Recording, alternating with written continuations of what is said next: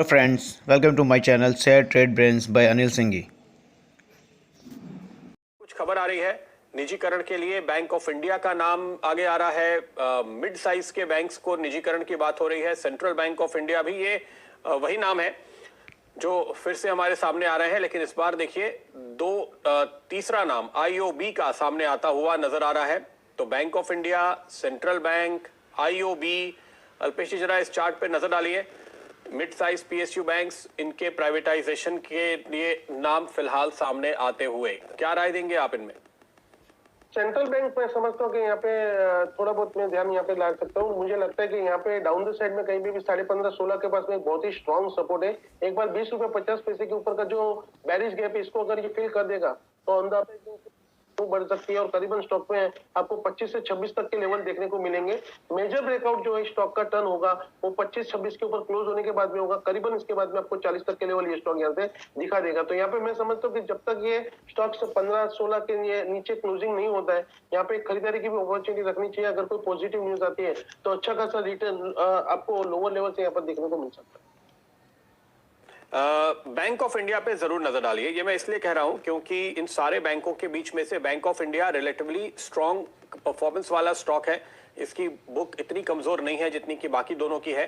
और bank of India में already आपको जो एक बेस बनता हुआ दिखा है, मुझे लगता है कि प्राइवेटाइजेशन के बिना भी इसमें अभी काफी वैल्यू और आती हुई दिख सकती है। ये मोटे तौर पे बैंकिंग एनालिस्ट की राय बन रही है। बैंक ऑफ इंडिया के चार्ट पे अल्पेश जी जरा नजर डालिए, क्या टारगेट्स आप इसमें देखते हैं? और एक और बात, हाँ मैं याद दिला दूं, देखिए एक नेशनल एआरसी बनाने की बात हुई थी बजट में, उसका मसौदा पूरी तरह से तैयार है। इनफैक्ट अपॉइंटमेंट्स शुरू हो चुके हैं।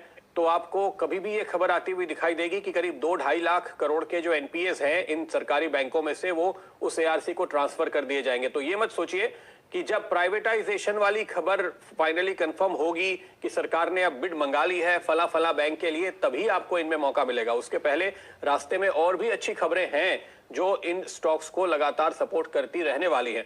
अल्पेश जी, बैंक ऑफ इंडिया देखिए, आपका कहने का 80 से मैंने देखा था और आपके कहते कहते स्टॉक में बढ़त भी यहाँ पर देखने को मिली है। मैं समझता हूँ ये चार्ट काफी कुछ पॉजिटिव है, यहाँ पे खरीदारी करना चाहिए। प्रदीप 60 से लेकर 62 की रेंज में इस स्टॉक ने बेस बनाया है और अब ये 80 के ऊपर का जो ब्रेकआउट है ये दिखा रहा है कि स्टॉक में आपको आने वाले दिनों में 100 रुपए तक के लक्ष्य डेफिनेटली यहाँ पर देखने को मिलेंगे। लेकिन अगर 100-110 तक की ये मूव ये स्टॉक पार कर लेगा तो फिर इसके बाद में बहुत बड़ी सी रैली के लिए स्टॉक तैयार हो सकता है। तो यहाँ पर मैं समझता हूँ कि आपको बैंक ऑफ इंडिया में खरीदारी करनी चाहिए। यहाँ से कोई भी गिरावट भी आपको मिलता है 75-73 के जोन में, तो वहां पे आपको अपनी खरीदारी को बढ़ा के इसके अंदर निवेश लेना चाहिए। मुझे लगता है पॉजिटिव न्यूज जो आपको देखने को मिलेगी, स्टॉक रैली के लिए तैयार हो चुका है।